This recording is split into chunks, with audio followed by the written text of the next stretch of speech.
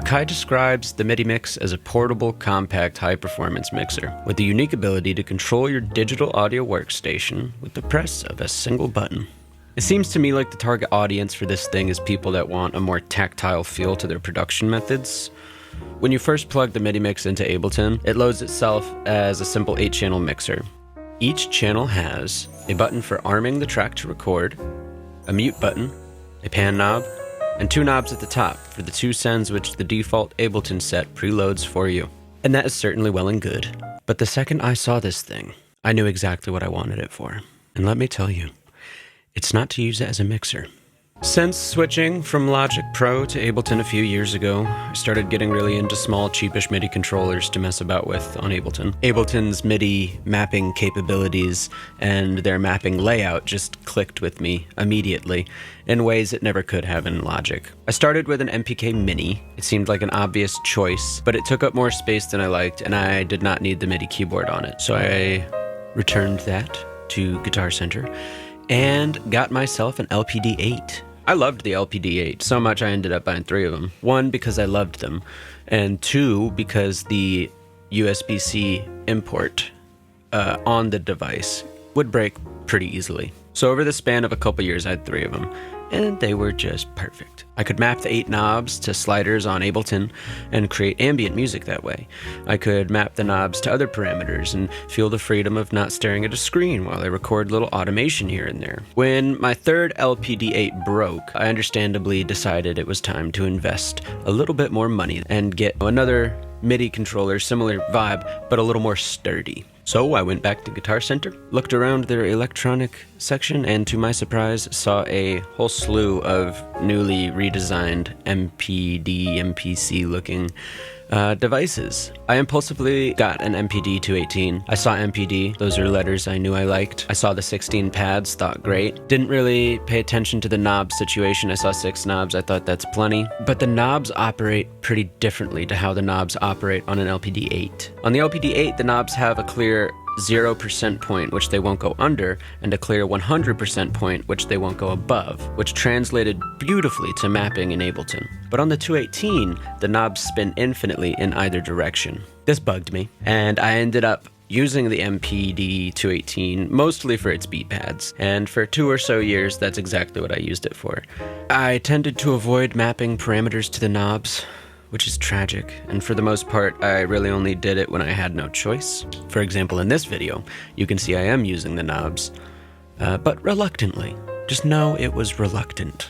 This is all to say that when I found out about the Midimix, I basically crapped myself. I knew about its selling point as an 8-channel mixer. That was not the surprise, but I also knew what potential there could be if I set its MIDI port from track to remote. For those of you that don't know, this would negate any prior setting that they build into this thing and basically turn it into a supersized MIDI mappable button knob and slider Frankenstein thing, which is just what I needed. We're talking 24 mappable knobs, 20 mappable buttons, and 9 mappable sliders. All these options, all this limitless potential, and I know what you're thinking. There's no drum pads on that thing. But by this point, I had kind of fallen out of love with tapping out beats on drum pads. So in January of 2021, a little over a year ago, as a little birthday gift to myself, I went ahead and ordered one of these bad boys, and it's been my child ever since. I think it was like $100 at the time, and even if it was like $150 or $200, I'd still get it again, because for me, it's limitless potential.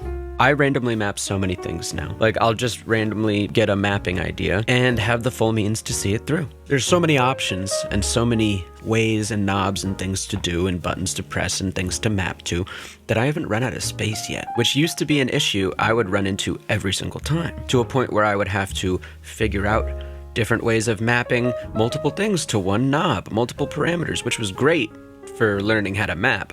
But it gets to a point where you're like, wow, if I had 30 knobs to mess with, I could really get something done.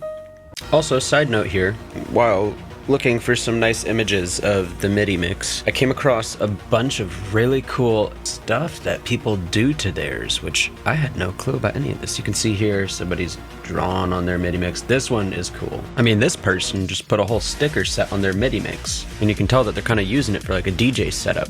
And then here you have a very wonderful example of how this can be used to replace the virtual aspects of a virtual instrument. This pretty much renders a virtual instrument into a real synthesizer that you can feel with your hands and do stuff to.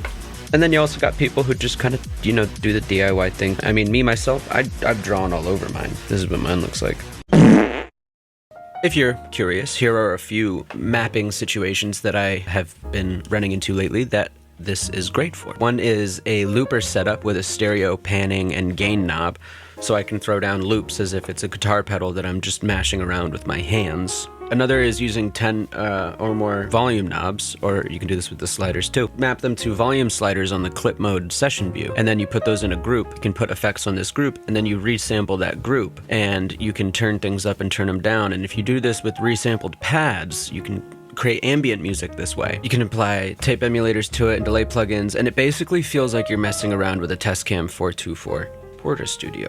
Want to cue an audio clip but don't want to have to look over or even touch your computer? Map it to a button. Want a quick reverb send on your drum rack? Map it to a button. Want a beat repeat or stutter prepped on the master, ready to stutter the crap out of your project whenever you want it to? Map it to a button. I could go on and on. Point is, I used to have to make sacrifices, which ended up taking away from the freedom Ableton has to offer producers like me and you. The Midimix, in tandem with a MIDI keyboard, for me, is unstoppable, and I just felt the need to talk about it. Mostly in the hopes to start up some conversations with you guys about your setups, how you like to run shit, but also to shed some light on the reasons why the Midimix is my personal favorite MIDI controller, like ever. Thank you very much for watching. This is my first little video essay. If you enjoyed it, please subscribe. My goal right now is 500 subscribers. Leave a like, leave a comment. Check out the link tree that I have down in the description below. I make tons of music. I have a bunch of albums online everywhere. Videos of me making stuff with Ableton. So yeah, if you enjoyed this, there's plenty more content for me that you can enjoy. Thanks for stopping by. Enjoy your day. And maybe pick up a Midimix. Okay, bye.